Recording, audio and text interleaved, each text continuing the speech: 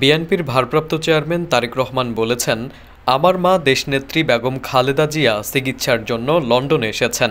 আপনারা সবাই আমার মায়ের জন্য দোয়া করবেন। সেই সঙ্গে আমার প্রয়াত ছোট ভাই কোকোর জন্য প্রাণ খুলে দোয়া করবেন।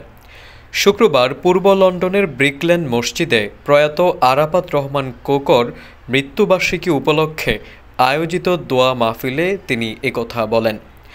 তারেক রহমান বলেন, গত ৫ আগস্টের পর বাংলাদেশে রাজনৈতিক পট পরিবর্তন হয়েছে। পর্যায়ক্রমে হয়তো আরও অনেক পরিবর্তন হবে। একই সঙ্গে বাড়বে সাধারণ মানুষের প্রত্যাশাও। আমরা যেন সেই প্রত্যাশা পূরণে কাজ করি। তিনি বলেন, আমাদের দেশ ১৯৭১ সালে মুক্তিযোদ্ধারা যুদ্ধ করে স্বাধীন করেছেন।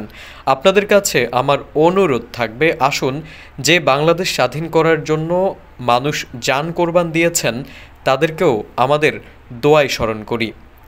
বিএনপির ভারপ্রাপ্ত চেয়ারম্যান বলেন, দেশ স্বাধীনের পর থেকে বিশেষ করে ১৯৯০ এবং পরবর্তীতে যে স্বৈরাচার পালিয়ে গেছে, সেই স্বৈরাচারের দ্বারা গত ১৫ বছরে বিএনপি সহ অন্যান্য বিরোধী দলের যেসব নেতাকর্মী শহীদ হয়েছেন, গুম হয়েছেন, তাদের জন্য দোয়া করবেন। তিনি আরও বলেন, শুধু রাজনৈতিক কর্মী নয়, তার বাইরেও বহু সাধারণ মানুষ অনেক নির্যাতন ও অত্যাচারিত হয়েছেন। আমরা তাদের জন্য দোয়া করি।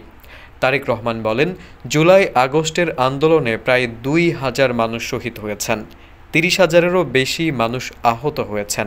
আসুন আজ আমরা সব শহীদ ও আহতদের জন্য প্রাণ খুলে দোয়া করি। আমরা প্রত্যেকে যেন বাংলাদেশের মানুষের প্রত্যাশিত যে দেশ, সেই দেশ উপহার দিতে পারি। অনুষ্ঠানে যুক্তরাজ্য বিএনপির সভাপতি এম.এ. মালেক, সাধারণ সম্পাদক কয়সর এম আহমেদ, বিএনপির স্থায়ী কমিটির সদস্য ডা. এ.জেড.এম. জাহিদ হোসেন প্রমুখ উপস্থিত ছিলেন।